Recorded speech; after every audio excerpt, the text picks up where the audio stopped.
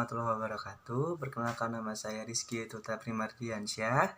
Saya dari Prodi Ilmu Komunikasi Reguler C. Hari ini saya akan membahas 3 pembahasan. Yang pertama adalah critical thinking, yang kedua adalah komunikasi dengan Allah Subhanahu wa taala, dan yang terakhir adalah tentang tesis Nabi Ibrahim alaihissalam. Yuk kita sama-sama simak. Silakan. Diagnosis jiwa melalui critical thinking. Mengenali diri sendiri. Misi ilahi. Firman-Nya, tiadalah diciptakan jin dan manusia kecuali untuk beribadah. Surat Al-Zariyat ayat 56 dikatakan oleh Mujahid dalam tafsir Al-Baghawi, tiadalah diciptakan jin dan manusia kecuali untuk ma'rifat kepada penciptanya. Dan dalam hadis qudsi dijelaskan, aku dalam tutupan rahasia, aku mencintai hambaku untuk mengenalnya, maka aku ciptakan makhluk untuk mengenaliku. Tidak akan sampai kepadaku kecuali melalui jalan yang bebas dari kesyirikan dan sungguh-sungguh beramal soleh. Critical thinking alat diagnosis jiwamu. Mulai pahami fenomena alam raya, bumi dan benda-benda di alam raya. Renungi semua memberikan manfaat bagi kehidupan manusia, hewan dan tumbuhan. Dan lihat buktinya.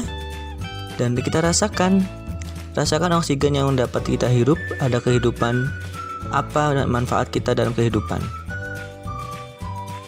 Dan lalu, kapan menjadi orang baik dan berbuat baik, kematian di depan kita. Selesai. Dan Allah, ruh ditiupkan menjadi janin, janin menjadi anak, anak menjadi remaja, remaja menjadi dewasa, dewasa menjadi tua, tua menjadi renta, dan akhirnya wafat dan ruh itu dicabut. Dan tanah berukuran debu dan mineral, sari makanan, sperma, dan embrio.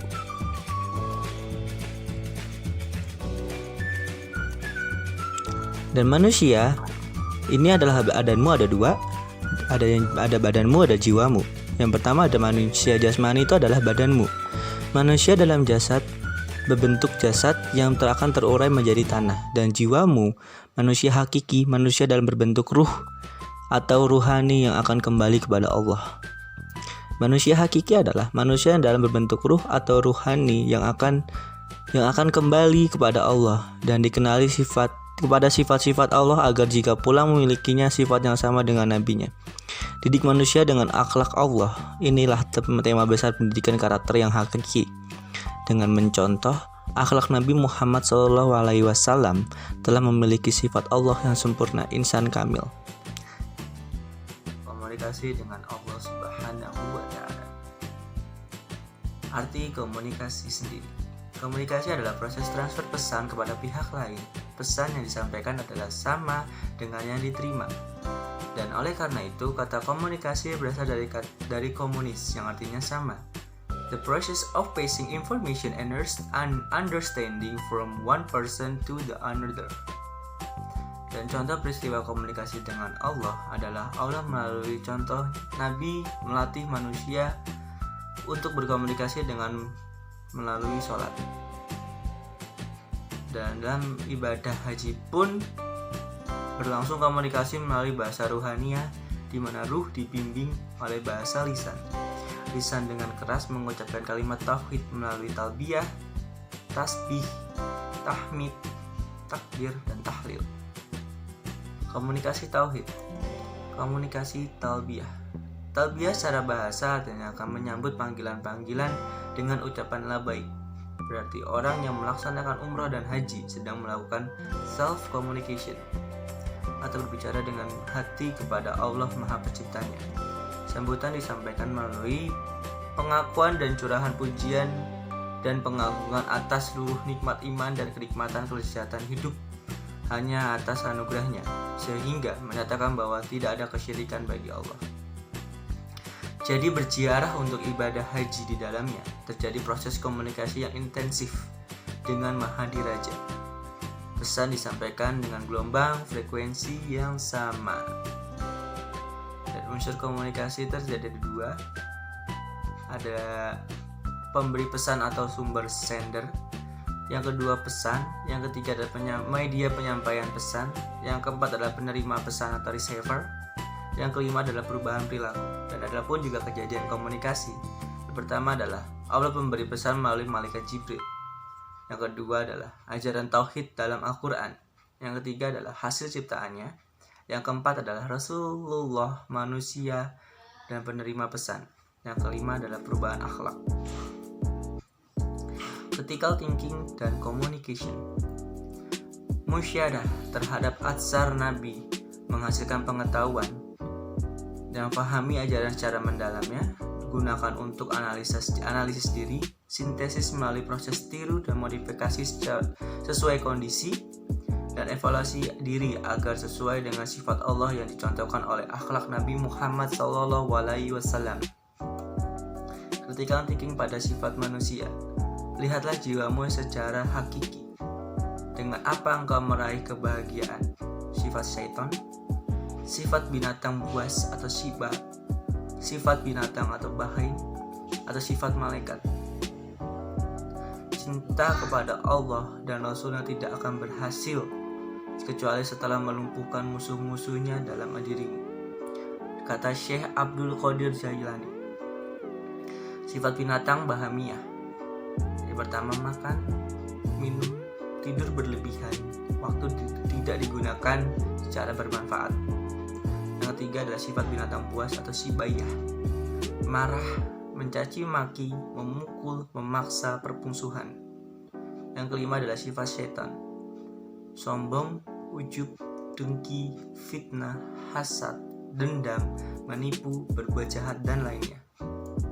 Bagaimana mengenali sifat malaikat dalam dirimu? Ruh atau jiwa dan hati.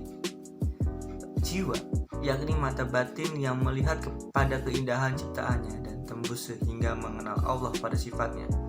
Dan mengenali sifat tandanya adalah tanda ada hidayah.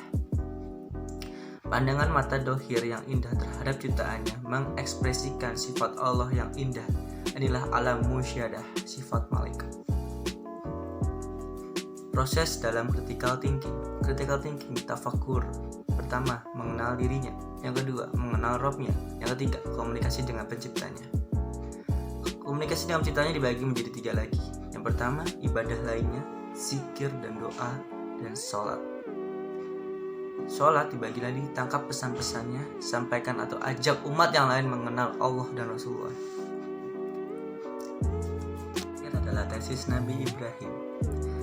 Tesis adalah ungkapan pernyataan yang didukung dengan argumen yang kuat. Tesis Tauhid Nabi Ibrahim. Tesis Nabi Ibrahim, langkah inovasi dan pembaruan bagi bangsanya yang tenggelam dalam kebodohan sehingga tenggelam dalam kesesatan dan keterpurukan bangsanya. Karakter beliau adalah pemberani dan tegas dalam prinsip ideologi sehingga berani melawan arus ideologi bangsa pada zamannya. Keberanian ini karena ada akar keyakinan yang menghujam dalam hatinya melalui musyahadah kepada kerja Allah. Keyakinan Nabi Ibrahim yang kukuh karena berhasil mengolah akal dan pikiran dan akhirnya mendapatkan bimbingan Allah. Pencarian keyakinan Nabi Ibrahim dijelaskan dalam gambar di bawah.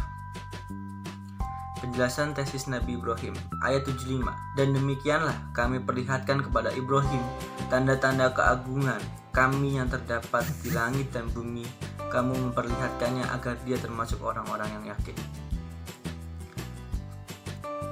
3 langkah mengimplementasikan ajaran Nabi Ibrahim. Pertama, pandangi monumennya, fahami intinya ajaran Nabi Ibrahim, gunakan critical thinking, dan bangun intelektual melalui bimbingan Quran. Yang kedua, setelah difahami, bangunlah keyakinan dari bukti-bukti yang telah diverifikasi dan muarakanlah dan keimanannya. Yang ketiga, amalkan praktikan dari apa yang sudah dipahami, di mana sehingga ada rasa tauhid dalam jiwa. Kebenaran tesis tauhid akan ditentukan oleh derajat sebagai berikut. Koherensi dan konsistensi. Yang kedua adalah korespondensi. Yang ketiga adalah pragmatisme. Koherensi dan konsistensi. Intelektual albab tersusun dalam langkah logika, nalar, sehingga melahirkan algoritma tauhid seperti tauhidnya Nabi Ibrahim yang dirangsang oleh rububiyah Allah. Yang kedua, korespondensi, hubungan antar intelektual dengan isi keimanan yang disertai dengan keyakinan karena ada buktinya sudah diverifikasi. Yang ketiga adalah pragmatisme, kepercayaan atau iman yang benar disertai dengan logika berbuah amal soleh yang bermanfaat bagi kepentingan manusia. Mutiara Nabi Ibrahim alaihissalam laksana biji yang di dalamnya mengandung plasma nutfah keimanan. Setiap biji membawa pesan genetik berupa rasa manis atau asam. Yang pertama, maka setiap biji ruh manusia sudah diberi persaksian kepada Rabb-nya, apakah sifatnya ketuhanan yang dirasakan dan kehidupannya akan ada rasa manisnya iman. Atau yang kedua, namun jika yang muncul sifat masam dan getir moralitas seseorang dan kehidupan, maka muncul adalah sifat setan, togul, dan kebaikan sifat ketuhanan. 3 penjelasan. Yang pertama adalah critical thinking, yang kedua adalah tata cara berbicara kepada Allah Subhanahu wa Ta'ala, yang ketiga adalah tesis Nabi Ibrahim alaihissalam. Kurang lebihnya mohon maaf. Billahi taufiq wal hidayah. Wassalamualaikum warahmatullahi wabarakatuh.